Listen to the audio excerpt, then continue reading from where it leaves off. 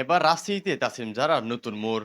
রাজনীতির মাঠে বড় চমক। জনপ্রিয় স্বাস্থ্য বিশেষজ্ঞ ডাক্তার তাসলিম জারা কি এবার ভোটের লড়াইয়ে শোনা যাচ্ছিল তিনি এনসিপি জাতীয় নাগরিক পার্টির হয়ে মাঠে নামবেন, কিন্তু হঠাৎ দৃশ্যপট পরিবর্তন। দলের ব্যানারে নয়, বরং স্বতন্ত্র প্রার্থী হিসেবে নাকি লড়তে চান তিনি। এতদিন গুঞ্জন ছিল তিনি জাতীয় নাগরিক কমিটির হয়ে তার রাজনৈতিক কেরিয়ার শুরু করবেন, কিন্তু সর্বশেষ খবর অনুযায়ী তিনি দলীয় পরিচয়ের বাইরে এসে স্বতন্ত্র অবস্থা বেছে নিচ্ছেন।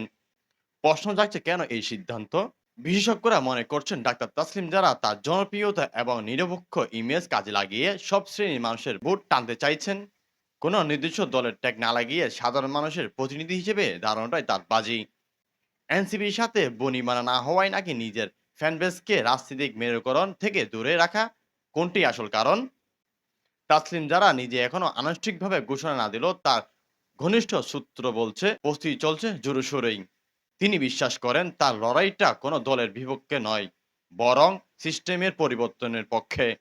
দর্শক, স্বাস্থ্য সচেতনতা থেকে সরাসরি ব্যালট পেপারে তাসলিম যারা এর রূপান্তর আপনারা কিভাবে দেখছেন? স্বতন্ত্র প্রার্থী হিসেবে তিনি কি পারবেন মূলধারার রাজনীতিবিদদের টেক্কা দিতে? কমেন্টে জানান আপনার গুরুত্বপূর্ণ মতামতটি। ডাক্তার তাসলিম যারা কি স্বতন্ত্র প্রার্থী হিসেবে সঠিক সিদ্ধান্ত নিলেন, নাকি কোনো দলের যোগ না দেওয়াটা উচিত ছিল? দর্শক, এই ছিল আমাদের কাছে সর্বশেষ খবর। দেশ বিদেশের সব খবর সবার আগে পেতে চোখ রাখুন আমাদের অফিসিয়াল ফেসবুক পেজ ও ইউটিউব চ্যানেলে। আপনার পণ্য এবং প্রতিষ্ঠানের বিজ্ঞাপন দিতে আমাদের সাথে যোগাযোগ করুন।